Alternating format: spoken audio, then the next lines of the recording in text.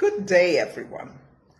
The other day I pulled out some old photographs and was going through them, and it amazed me how quickly time has flown. Our two little boys have now grown up and gotten married and have little ones of their own. And thinking back, I thought about an incident that made a great difference in my life. It was a lesson my husband taught me. And I have to call this video, Don't Be a Martyr.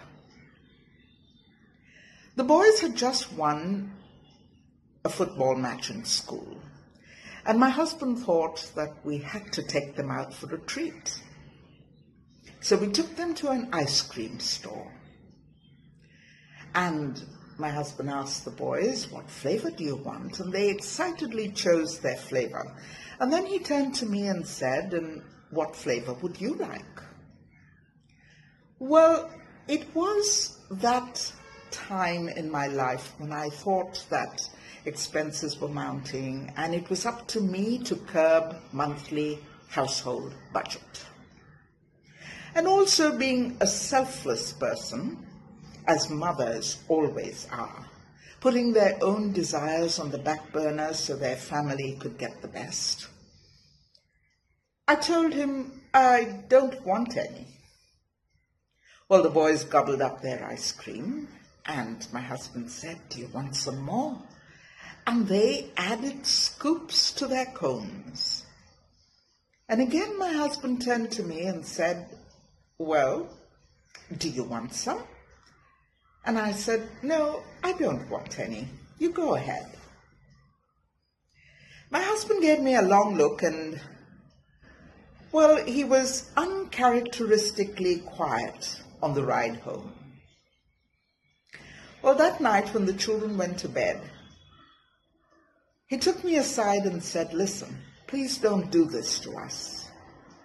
I want a happy wife, not a sacrificial lamb." And I protested and said, "Well, I like to make the sacrifices for you and the boys." And he said, "Too much sacrifice will lead to bitterness and a victim complex. When you say you don't want anything, you're sending a message that you're strong enough to handle it on your own. And soon we are going to stop asking.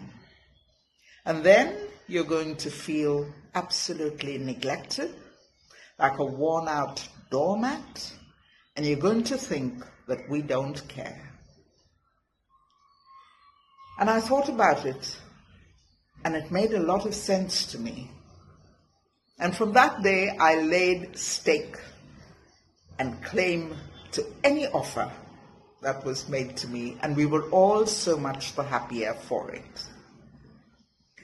Today I meet a lot of older women who tell me, "You know, I did so much for my children and my family when they were young. And today, they don't even think about me.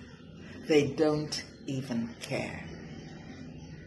Well, in the first place, looking back at the incident of the ice creams, I would like to tell you that perhaps their attitude is because of your attitude many years ago.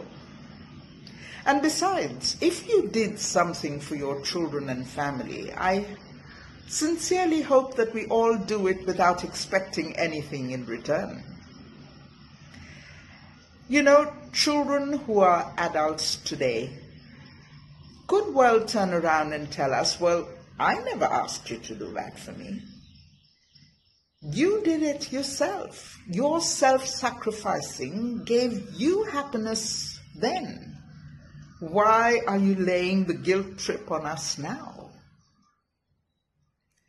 Parenting is the biggest sacrifice one can make. It's putting your whole life on hold to fulfill the promise of your children's tomorrows.